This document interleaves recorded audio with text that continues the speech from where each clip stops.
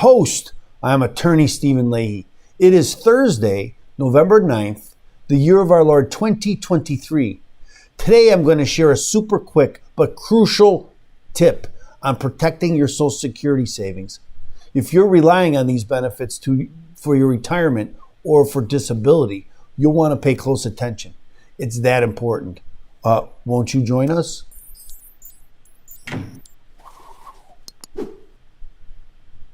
Did you know that the Social Security benefits are protected under a special provision of the United States Code?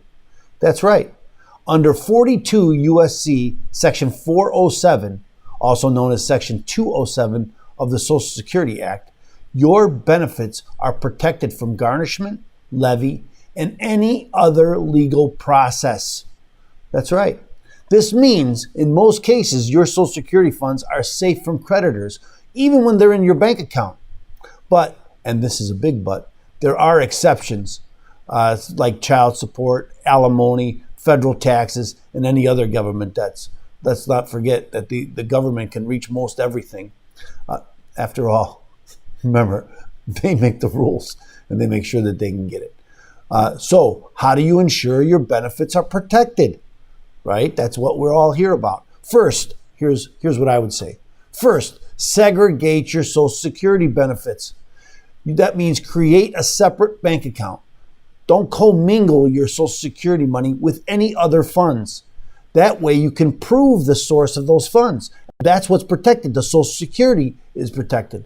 Because money is fungible, if you commingle those funds, that whole amount may not be protected. And then you've just ruined it. So even if you can show, I put my Social Security in that account, if all of that money isn't your Social Security, it may not be protected. So keep it separate. Next, have a separate account for your pension or retirements. And then have a third account, we'll call it a general account, for all other monies. So if you're still working, put your wages in that account. Or if you have rental income or gifts from family, put it in that third account, the general account. Why would you want to do this? Because each account has a different level of protection, right? And you want to treat it that way. So first, what you should do is spend the money in that general account first. That's not protected. These funds are the least protected funds. So use that money first. Next, go to the retirement account and use that money next. And only when those funds are depleted from both of those other two accounts, that's when you use the Social Security account.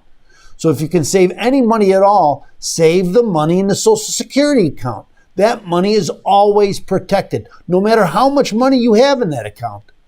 There's a recent bankruptcy case where a retired man filed for a Chapter 7. On advice from his attorney, he created a separate bank account for his Social Security. When he filed the Chapter 7, he had more than $11,000 in that account. Well, the Chapter 7 trustee tried to attach the man's Social Security account. The trustee claimed that the man didn't need those funds for basic living expenses, and so should have to give them up. The court said, no, all money in the Social Security bank account is protected under 407, because there's a recent Supreme Court ruling that created precedent for all of this. So that rule 407, section 407, applies to all Social Security money. And there's no question the court doesn't have discretion to take it away from you. So if you receive a notice from a creditor and they're trying to freeze or garnish your bank account, invoke your rights under section 407. Contact or notify the bank and provide proof that your funds are Social Security benefits.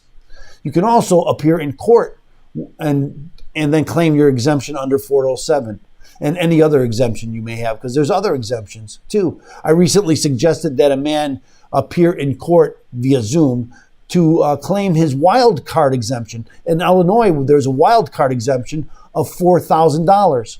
And he used that exemption to unfreeze the money in his bank account because it was there due to a judgment lien.